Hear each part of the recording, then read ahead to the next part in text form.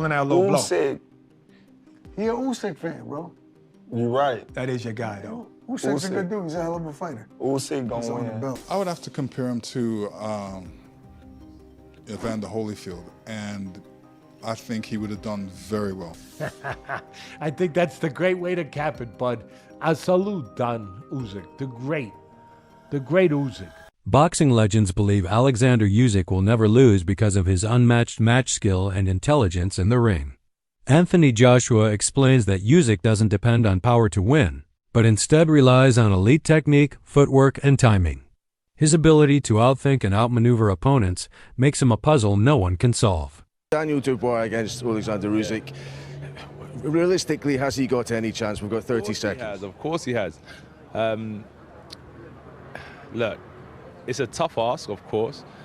You know, the thing with Usyk is he doesn't depend on his power to knock you out. He depends on his skill. That's why it's a tough ask, because he's going to box rings around you if you let him. Dubois, good luck. Don Charles, good luck. Great British boxing, good luck. We potentially might have a heavyweight championship back on our soil. That's why legends and champions alike agree Usyk's dominance is built on pure boxing mastery, not brute force. Terence Crawford has made his admiration for Oleksandr Usyk no secret. In every major heavyweight prediction, Crawford has consistently picked Usyk to win regardless of who the opponent was. During pre-fight discussions ahead of the Tyson Fury bout, Crawford explained his choice clearly. Usyk's footwork, timing, and combination punching are too complex for heavyweights to handle. Even the biggest and most powerful opponents struggle with the movement-based style Usyk brings to the ring. Crawford believed that skill would always outmatch size, and his prediction came true when Usyk convincingly defeated Tyson Fury. Lennox Lewis, The undisputed heavyweight champion of the world. Is it going to be Usyk or Dubois? Usyk, hands down.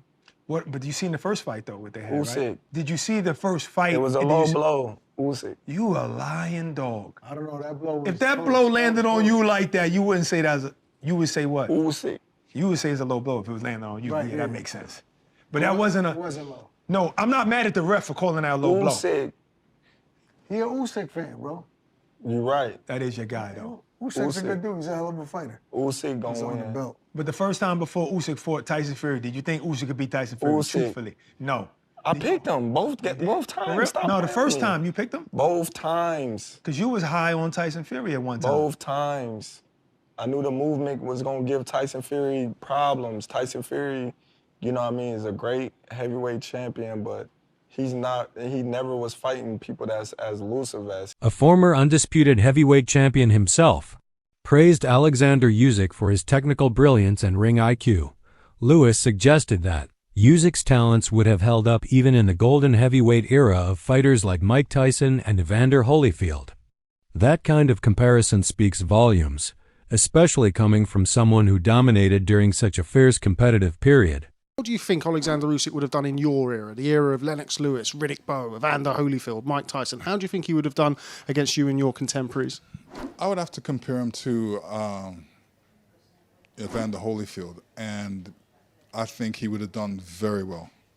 Very well. I don't think he would have lasted against me because, you know, I throw a mean uppercut in there, and I noticed he gets caught with uppercuts. So he wouldn't have been able to stand up to my uppercut. Lewis acknowledged that Usyk's adaptability and intelligence in the ring would have served him well against the most dangerous names from any era. Renowned trainer and boxing analyst Teddy Atlas gave Usyk the highest praise possible. He declared that no fighter today can outshine Usyk and emphasized that his championship status is fully earned. Atlas noted how Usyk's commanding presence Nobody. He's staring at doing the stare the first fight before the fight, I always say, and he's staring him down. And who breaks it off first? Wow, okay. But it's not just that. It's that after that, Usyk is Usyk. He's the champ. He's confident. He's got his hands up. He's standing there to the crowd. You know, he's doing this. And you can see Dubois like the kid at the party that all of a sudden wasn't included in the games that all the other kids were playing. And he's trying to find his way back. He's trying to find his way back into the games. He's trying to, he's trying, you know what I mean, bud? You've seen that with the kid, the awkward kid, and he's trying to get back with, and he doesn't know where to go. Do I go over here where the kids are? Do I go over here? Do I just wait for them to come to me? And he's lost, and you could see it. And there's the Usyk just like this. And he's like looking at Usyk. He don't know, should I start a confrontation with him? Should I pick up? Should I make up for what I didn't do there? Should I stare at him? Should I look at him? Or should I go back over here? Should I get in front of him? He's a guy that he's uncomfortable in his own skin sometimes. And that's at play. Part of that is at play. At the end of the day, what happened was, from an analytical standpoint, they looking for the southpaw killer, the right hand. They look too much for it. The delivery system, it's got to be there. That wasn't the delivery system that you want, where you're launching right hands, where you're reaching with right hands. That's not the delivery system. There should have been a little feint. Make him make his move back. Make the counter punchers show the counter. Make him show it to, like playing cards. Make the guy show his hand. In the ring had a psychological effect on Daniel Dubé during their bout. From the opening bell, Usyk exuded confidence and control while Dubois looked uncertain and hesitant. According to Atlas, it was not just Usyk's skills, but also his aura that overwhelmed Dubois before any punches landed. Boxing analysts are now openly calling Usyk one of the greatest to ever do it. Joshua twice, he's beaten Fury twice, he's beaten Dubois twice, he's cleared out cruiserweight, he's cleared out heavyweight, he's undisputed for the second time. Every accolade you could possibly do, and he's done it in under 25 fights. We're watching greatness. We're running out of superlatives, we're running out of ways to describe this man, because this was systematic. This wasn't a 12-round beatdown, Chris. This wasn't, moments where Fury has some success, moments where Joshua has success. He dismantled Dubois, who couldn't have been riding higher into this fight coming off of the win over Joshua, and he knocks him out, leaves no doubt. He's knocking guys out now at 38? Is that what we're doing? I'm going to go back to the one word that I used, and I went like slightly viral for this last year after the Tyson Fury, I think maybe the first fight. I was like, the guy's unbeatable. You can't beat him. I don't see him losing. He just doesn't know how to lose. The guy just finds a way to win no matter what. And now he's finding ways to win and just separating himself from all these guys. And I disagree. I thought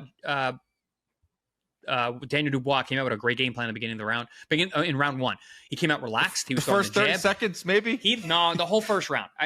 Usyk stole it in the end because he landed a big shot. But like the whole first round, Dubois actually looked really good. He backed Usyk up into the corners. He kept him along the ropes most of the time. He was landing hard jabs over the top. If you go back and watch the first round, I've never seen Usyk get hit that way. He got hit with shots as over his shot. Boom, and you saw Usyk's head go down. I was like, whoa. I'm like, this guy's got a good game plan. He's jabbing with Usyk from a higher position and coming over the top of the southpaw jab. After dominating the cruiserweight division and becoming undisputed, he moved up to heavyweight and beat some of the biggest names multiple times: Joshua, Dubois, and Fury. What's even more remarkable is that at 38 years old, Usyk shows no signs of slowing down.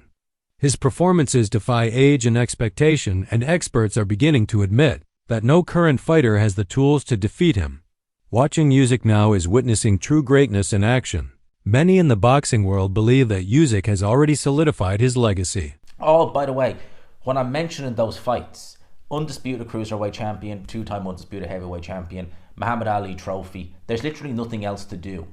I think the man needs to retire, and I think what I've just said there, that is an all-time great, without even question, resume and legacy.